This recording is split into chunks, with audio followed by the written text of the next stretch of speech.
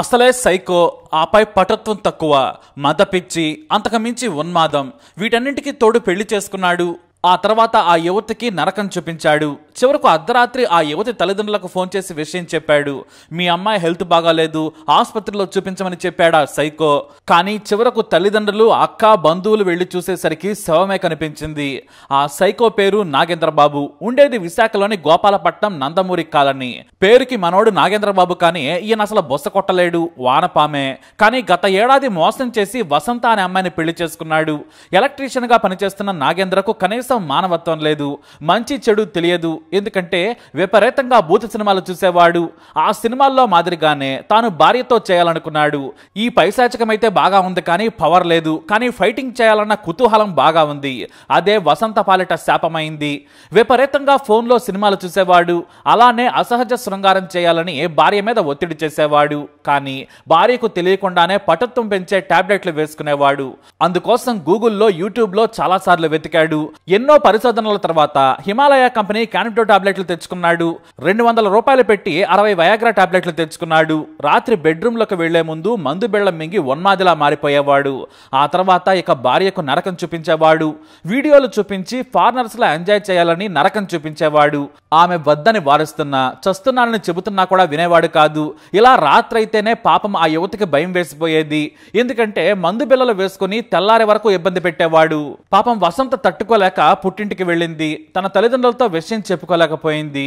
కానీ తన సోదరికి విషయం చెప్పి కన్నీళ్లు పెట్టుకుంది. నేను ఆ ఇంటికి వెళ్ళనని బ్రతిమలాడింది. కానీ పెళ్లైన తర్వాత కొన్ని కష్టాలుంటాయి, సర్దుకుంటాయని చెప్పారు తల్లిదండ్రులు. పెళ్లైన యువతి అత్తారింటి దగ్గరే ఉండాలి, పుట్టింట్లో ఉండొద్దని బలవంతంగా పంపారు. దీంతో రోజు నరకం చూపించాడు నాగేంద్రబాబు. ప్రతిరోజు ఇదే కామోన్మాదం. శక్తి లేకపోవడంతో మందు బిళ్ళలు వేసుకుని సైకోలా రెచ్చిపోయేవాడు. చివరకు నీలి చిత్రాలకు బానిసయ్యాడు. ఆ తర్వాత కామోద్రేహాన్ని పెంచే గోళీలు వేసుకుని దున్నపోతులా భార్య మీద పడేవాడు. తనకు నచ్చినట్లుగా, లేదంటే వీడియోలో ఉన్నట్టుగా శృంగారం చేయాలని హింసించేవాడు. ఆమె పాపం భరించలేకపోయింది. భర్తను వద్దని వారించింది. అయితే చివరకు తట్టుకోలేక మళ్లీ పుట్టింటికి వెళ్ళిపోయింది. అశ్లీల వీడియోలు చూపించి వేధిస్తున్నాడు. నేను తట్టుకోలేనని చెప్పింది. అతను తల్లిదండ్రులతో మాట్లాడి సర్ది చెప్పారు. అయితే వసంత తల్లిదండ్రులు మాత్రం అందరి మాదిరిగానే సర్ది చెప్పారు. అత్తారింటికి వెళ్ళాలి, పుట్టింట్లో ఉండకూడదు, సంతానం కలిగితే అంతా సర్దుకుంటుందన్నారు. బంధువులు కూడా భర్త తోడుండాలని రొటీన్ డైలాగులు చెప్పారు. కానీ నాగేంద్రబాబు పైశాచికత్వం ఎవ్వరికీ తెలియదు. 4 గోడల మధ్య ఉన్మాదిలా రాక్షసత్వం చూపించాడు. భరించిన నరకం ఆమెకే తెలుసు. కానీ తల్లిదండ్రులు చెప్పడంతో ఇక తప్పదని ఆమె అత్తారింటికి మళ్లీ వెళ్ళింది. మళ్లీ ఆ రాక్షసుడు వయాగ్రా టాబ్లెట్లు వేసుకుని పశువులా ప్రవర్తించాడు. తట్టుకోలేకపోయింది వసంత. రాత్రి 7 గంటల సమయంలో తన బావకు ఓ మందుల డబ్బా ఫోటో పెట్టింది. దీన్ని ఎందుకు వాడతారో కనుక్కోమని చెప్పింది. ఆ తర్వాత తన సోదరి తల్లిదండ్రులకు కాల్ చేసింది వసంత. నేను ఇక్కడ ఉండను, వచ్చి తీసుకెళ్లమని వేడుకుంది. ఎందుకంటే రాత్రి అవుతుందంటే ఆమెకు ఊపిరాడదు. నరక లోకంలోకి వెళుతున్నంతగా భయం వేసేది. ఎందుకంటే ఆ కామపిశాచి టాబ్లెట్లు వేసుకుని విపరీతమైన కోరికలతో శృంగారం పేరుతో నరకం చూపిస్తాడు. చెప్పినా వినడు, అర్థం చేసుకోడు. తన భార్యను కనీసం మనిషిగా కూడా గుర్తించడు. దీంతో ఆ రాత్రి నరకం నుంచి బయటపడాలని తల్లిదండ్రులకు ఫోన్ చేసింది. కానీ అప్పటికే చీకటి పడడంతో ఆ మరునాడు ఉదయం వస్తామని చెప్పారు. కానీ ఆ రాత్రి తన భర్తతో గదిలోకి వెళ్లేందుకు ఆమెకు భయం వేసింది. ఈ సైకో ఉన్మాది పిశాచితో నేను గడపలేననుకుంది. ఇంతలో రాత్రి 11:30 దాటిన తర్వాత వసంత తల్లిదండ్రులకు కామోన్మాది నాగేంద్రబాబు కాల్ చేశాడు. కానీ అతనేం మాట్లాడలేదు. తన బంధువులకు ఫోన్ ఇచ్చి భయంకరమైన వార్త చెప్పాడు. వసంత ఆరోగ్యం బాగాలేదు, ఆసుపత్రిలో జాయిన్ చేశాం, మీరు వెంటనే రావాలన్నారు. వసంత తల్లిదండ్రులు కంగారు పడ్డారు. ఎంతో భయపడి ఆసుపత్రికి చేరుకున్నారు. వారు వెళ్లేసరికే వసంత చనిపోయి ఉంది. దీంతో కుటుంబ సభ్యులు ఆందోళన వ్యక్తం చేశారు. వసంతను అత్తింటి వారే హత్య చేశారని ఆరోపించారు. పోలీసులు దర్యాప్తు చేయగా సైంటిఫిక్ ఎవిడెన్స్ తో వసంత ఆత్మహత్య చేసుకుందని ఓ అంచనాకు వచ్చారు. అయితే అతని ఫోన్ను చూసిన పోలీసులు షాక్ అయ్యారు. నిత్యం నీలి చిత్రాలు చూసేవాడు. వందలాది వీడియోలు అతని ఫోన్లో ఉన్నాయి. అంతేకాదు శృంగార పటుత్వాన్ని పెంచే మాత్రల కోసం కూడా వెతికినట్లు గూగుల్ హిస్టరీలో ఉంది. శృంగార సామర్థ్యం పెంచుకోవడం ఎలా అని సెర్చ్ చేశాడు. అతని ఫోన్లోని వీడియోలు, సెర్చ్ హిస్టరీ చూసి షాక్ అయ్యారు విచారణ అధికారులు. ఇటు వసంత చనిపోయే ముందు తన బావకు ఫోటోలు పంపింది. అవి హిమాలయ కంపెనీకి చెందిన టాబ్లెట్లు. అవి వేసుకుంటున్నాడని ఆ ఆ ఫోటో ద్వారా నిర్ధారించారు పోలీసులు.